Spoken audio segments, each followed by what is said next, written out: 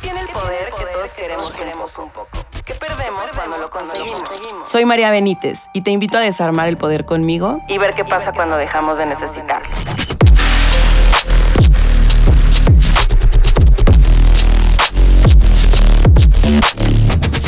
Bienvenidas, bienvenides y bienvenidos a Tiro al Blanco.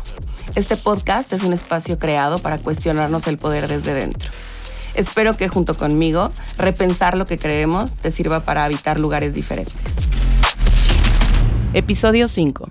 ¿Por qué los blancos dormimos tranquilos? Apenas hace unos años comenzó a aparecer en el discurso colectivo el concepto de blanquitud.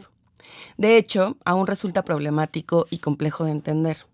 Ser blanco ha podido empezar a asumirse como una identidad más que como una característica racial, y eso ha permitido profundizar en las estructuras que lo sostienen. Cuando me acerqué a los sistemas de opresión, una de las líneas más recurrentes a las que volvía consistía en observar el acto social de hacer o dejar de hacer ciertas cosas con el objetivo de diferenciarse de la negritud. Trataré de poner un ejemplo. Estamos acostumbradas, principalmente las mujeres, a ver y llevar el pelo lacio como señal de pulcritud, de ir bien peinada o arreglada a un evento, al trabajo o a cualquier espacio donde se espera respetabilidad. Esta asociación no surge de una preferencia estéticamente aislada o de que naturalmente el pelo lacio signifique eso, sino de una historia donde se valoran los rasgos eurocéntricos y se degrada de manera sistemática las características vinculadas a cuerpos afrodescendientes. Este sencillo ejemplo es apenas un punto de entrada para comprender la lógica que organiza la blanquitud. Se podría decir que funciona como un criterio que clasifica, jerarquiza y orienta comportamientos antes incluso de que seamos conscientes de ello. Como lo platicamos en el episodio de masculinidades, en muchos contextos, el hombre cis, blanco, heteronormado ocupa la posición de referencia. No porque represente a la mayoría, sino porque su figura ha sido construida como estándar desde el cual se mide lo deseable, lo competente y lo confiable. Lo que se considera correcto o legítimo suele estar modelado a partir de esa imagen. Las instituciones, los códigos lingüísticos, las ideas de profesionalismo y hasta las nociones de éxito están atravesadas por ese punto de origen. Desde ahí, la blanquitud puede entenderse como un entramado de características, conductas, normas morales, expectativas sociales e ideologías que operan de manera relacional. No funciona como un rasgo aislado, sino como una estructura que asigna valor según el grado de cercanía a ese ideal hegemónico. Cuanta mayor proximidad se establece con él, mayor es la posibilidad de acceso a espacio, reconocimiento y privilegios. Esto no depende únicamente de la apariencia, sino de la forma en que se habla, se escribe, se trabaja, se desea, es decir, de la forma en la que se habita la vida. La blanquitud, en ese sentido, no describe a un grupo específico, sino un régimen que organiza la percepción y distribuye privilegios sin declararlo explícitamente. Me recuerdo desde chica intentando descifrar las reglas sociales que, según entendía, debía aprender para que las cosas salieran bien. No eran instrucciones explícitas, más bien formaban parte del ambiente familiar. El buen gusto, los buenos modales, la elegancia. En casa parecía natural que todo eso funcionara como una guía para orientarse en el mundo. No se hablaba directamente de superioridad, aunque sí había una idea persistente de corrección que operaba como referencia. Yo interpretaba que nuestra forma de vivir ofrecía un modelo adecuado y que otras familias, de algún modo, se movían alrededor de ese horizonte, ya fuera porque lo compartían o porque buscaban acercarse. Con el tiempo, empecé a notar que esa manera de relacionarme con el entorno se sostenía en una serie de gestos muy simples. La preocupación por la presentación personal, la atención a ciertas formas de hablar, la expectativa de ciertos comportamientos. También aparecía una forma de compasión que, aunque se nombraba como empatía, llevaba implícita la distancia con quienes no encajaban en esos parámetros. La blanquitud se expresa ahí, en esa mezcla de cuidado estético, corrección moral y supuesto sentido común. No necesita proclamarse, basta con asumir que esas prácticas representan lo deseable. A partir de ahí, podría decir que la blanquitud se vuelve perceptible, no tanto por lo que establece de manera explícita, sino por las expectativas que da por sentadas. La idea de que ciertas formas de hablar, vestirse, comportarse, representan una vida correcta, no necesita explicación. Opera como un supuesto previo que ordena lo demás. Esta lógica no requiere ser nombrada para producir efectos, basta con que se repita en la vida diaria. Más que un conjunto de reglas, la blanquitud funciona como una pedagogía que organiza la percepción. Desde ahí, lo que se desvía de ese molde puede leerse con incomodidad, con desconfianza o con una forma de benevolencia que mantiene la distancia. No es un gesto dramático ni un juicio abierto. Es una forma de ordenamiento social aprendida desde temprano, que define qué cuerpos, tonos y estilos son los correctos. La blanquitud no se sostiene en rasgos físicos ni en un grupo étnico concreto, sino en una forma de organizar el valor. Por eso no es necesario ser blanco para reproducirla, basta con ajustarse a sus códigos. La sociología crítica ha insistido en que la blanquitud define lo que cuenta como normalidad.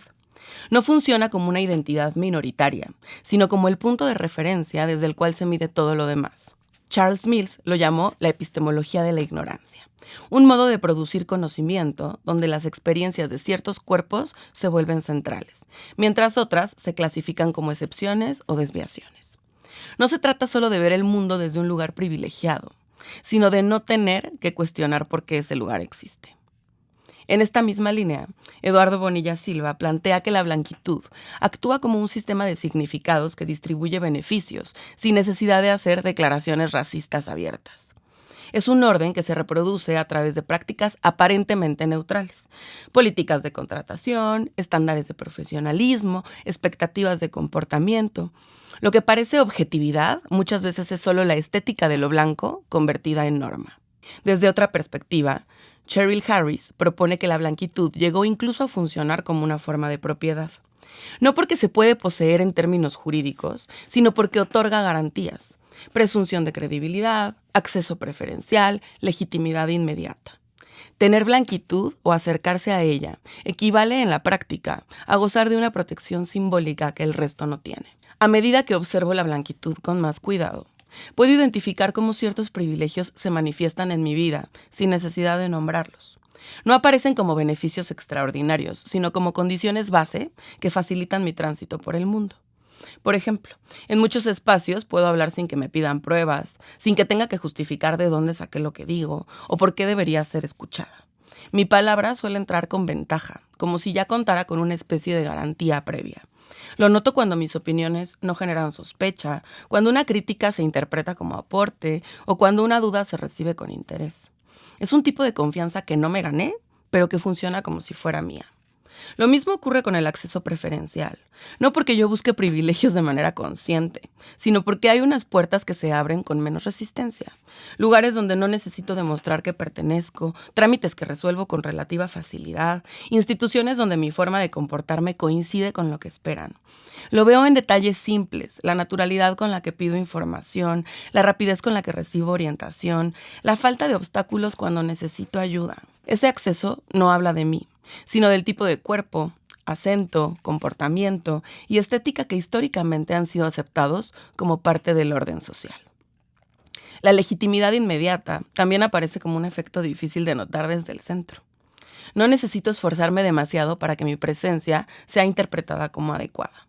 Puedo entrar a ciertos espacios sin que nadie me observe con desconfianza. Puedo ocupar lugares donde se espera profesionalismo sin tener que aclarar nada. Pero sobre todo, la gente confía en mi inocencia sin siquiera cuestionarla. Esta legitimidad antecede a cualquier acción concreta y opera como un punto de partida que otras personas no tienen.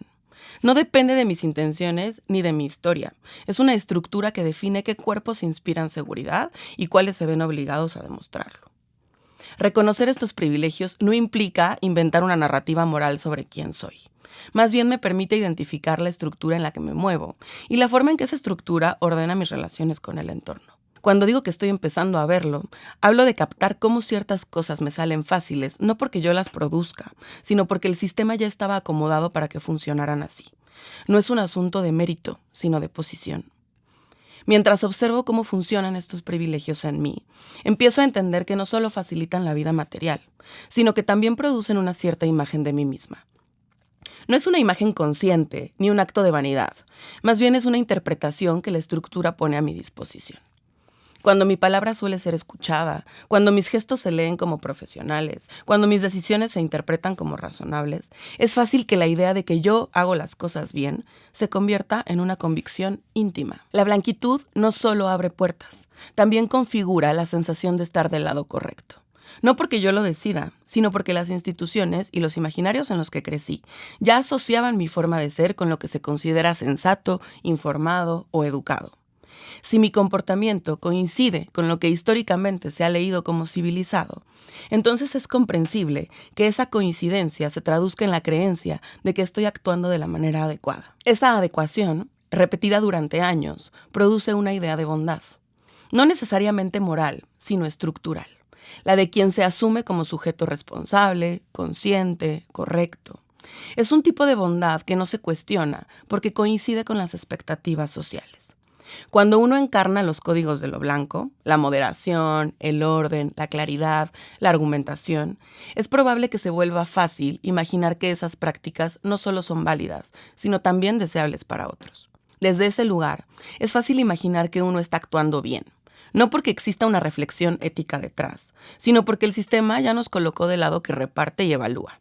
Quien controla los recursos termina creyendo que también controla el sentido.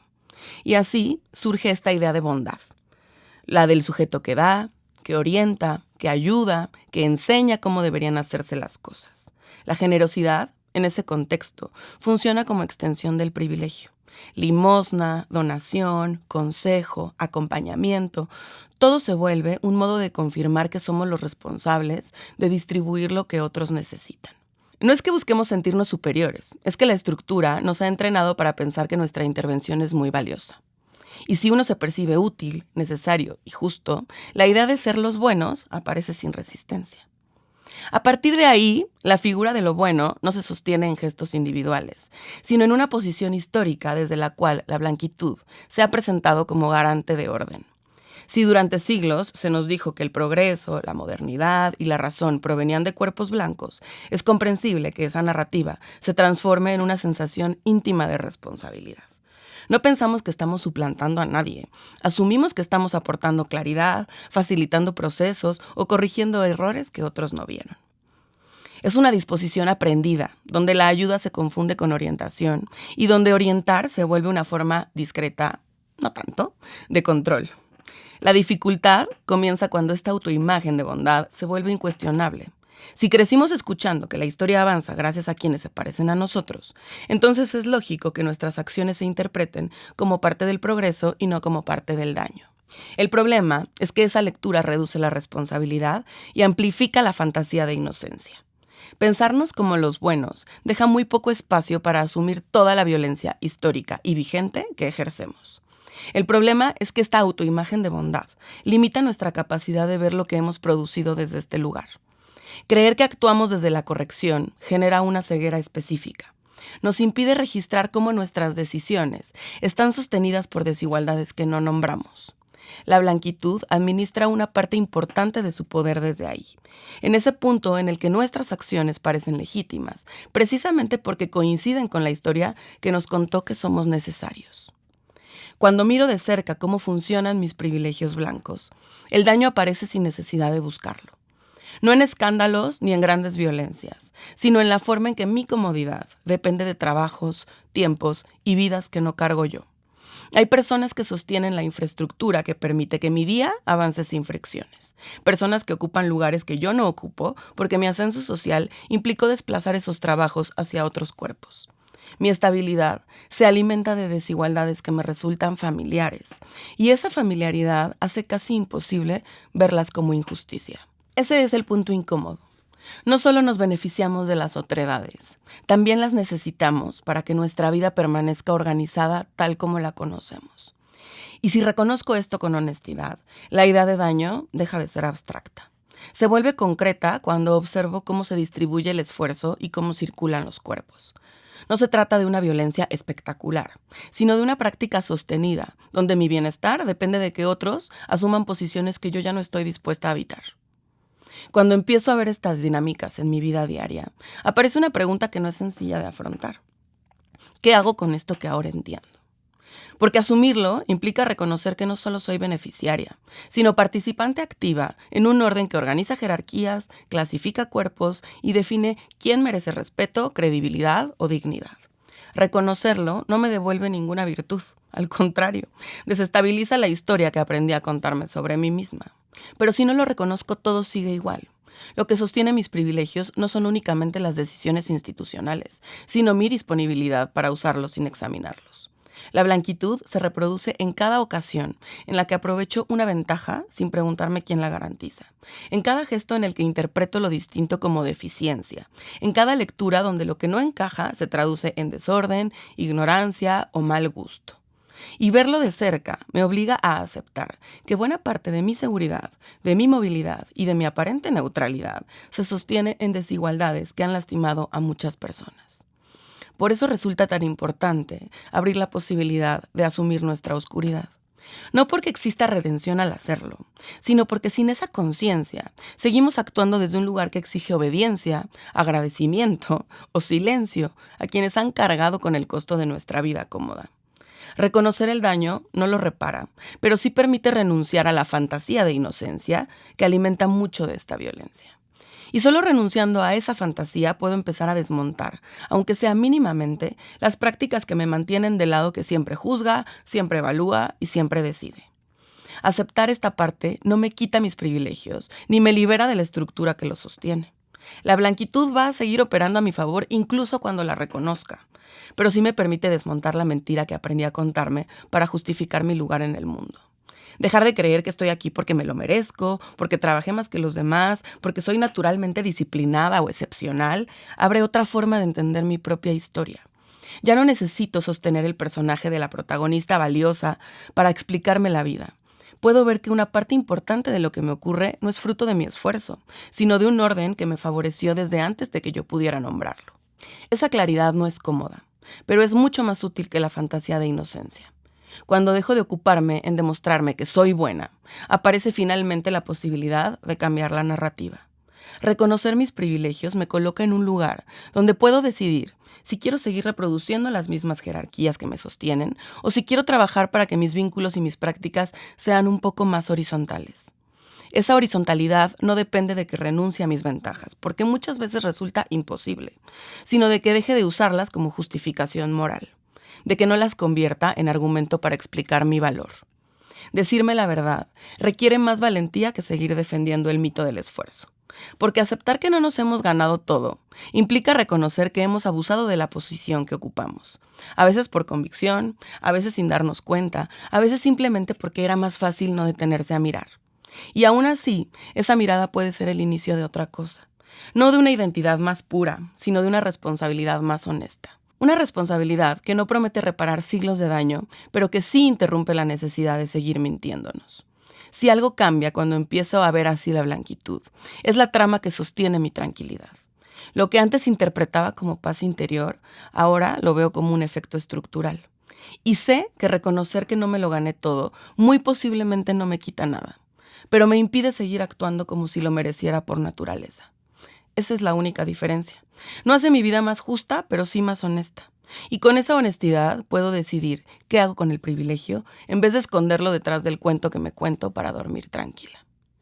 Cuéntame qué piensas y nos vemos en el siguiente Tiro al Blanco.